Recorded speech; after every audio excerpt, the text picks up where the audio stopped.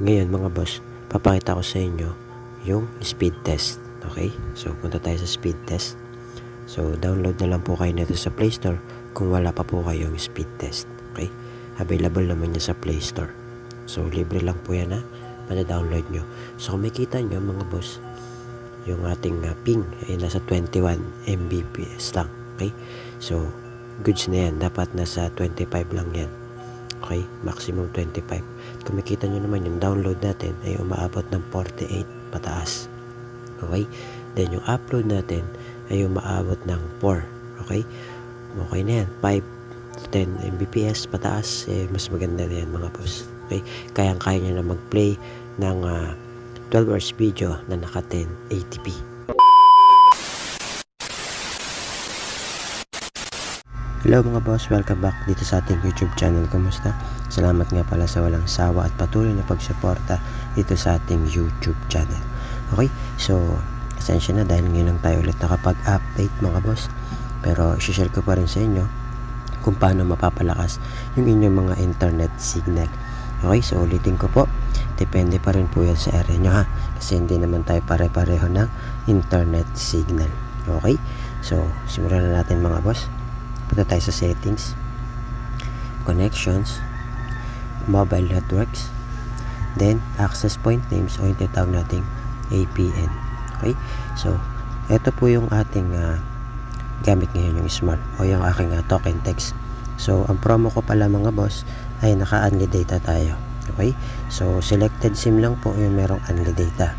Okay, ngayon kung gusto nyo pong malaman kung may unli data yung inyong SIM card na token text, okay, pwede po kayong pumunta sa dial *123 number sign. Okay, para malaman nyo kung meron kayong unli data. Okay, pag wala, pasensya na po kasi selected SIM lang po yung merong unli data. Okay, so wait lang po natin. One eternity later. Yan. So ayan yung kung makita nyo mga boss, number 1 siya, meron tayong unli data. Okay, so ngayon kapag wala kayo nakitang unli data, pasensya na po kasi nga po selected SIM lang po yung merong unli data. Okay, so yan yung promo natin mga boss. Okay, so balik tayo dito sa ating tutorial. Yan, so gagawa tayo ng panibago mga boss na APN. So mag-add lang po tayo. Okay, so ito yung magiging name nya. Lagyan nyo dyan mga boss, Blazer Speed 5G. Yan. Pero hindi po yan 5G Hindi siya, hindi siya para lang sa mga naka 5G na phone. Okay? So, kasi yung phone ko selected lang yan ng 4G. So, speed like a 5G lang po siya. Okay? So, try nyo na lang po sa mga naka 5G. Yan. Click natin yung okay. Tapos yung APN niya mga boss, ito po, blazer.internet. Yan. So, good for all networks to mga boss. Pwede sa dito SIM, sa Smart, Token Text, Global TM. Okay, so kung ano yung SIM card na gamit nyo, try nyo po ito. Okay, basta sa akin, Token Text po yung gamit ko. Okay, click natin yung okay. Tapos yung kanyang username mga boss, ito po, @blazer APN 5G speed 2025. Okay, @blazer APN 5G speed 2025. Click natin yung okay. Tapos yung password niya, ito po, @blazer APN 5G 2025. Yan. Ipa-flash ko na lang sa screen para nakikita nyo po. Click natin yung okay. Tapos yung server niya mga boss, ito po, www.google.com. Click natin yung okay. Tapos punta tayo dito sa kanyang authentication type. Authentication type niya mga boss, naka-PAP. Yan, or PAP. Okay, PAP. Tapos yung kanyang APN type, siguraduhin nyo pong naka-default po siya. Okay, wala na po kayong ibang gagawin kundi naka-default lang po. Click natin yung okay.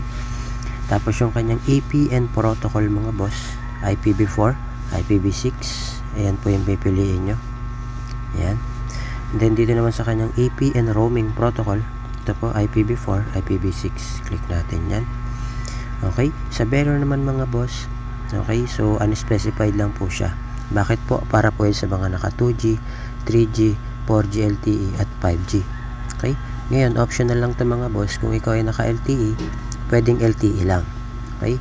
Pwede rin naman dalawa, specified tsaka LTE. So yun yung mga optional natin ha. Ngayon, sa atin kasi unspecified lang kasi pangkalahatan na para sa 2G, 3G, 4G LTE at 5G. Okay? So click natin yung okay. Then, isi-save na po natin siya. Ngayon, kapag na-save na po natin siya, click natin yung ginawa nating APN para siya na po yung maging default natin na APN. Okay?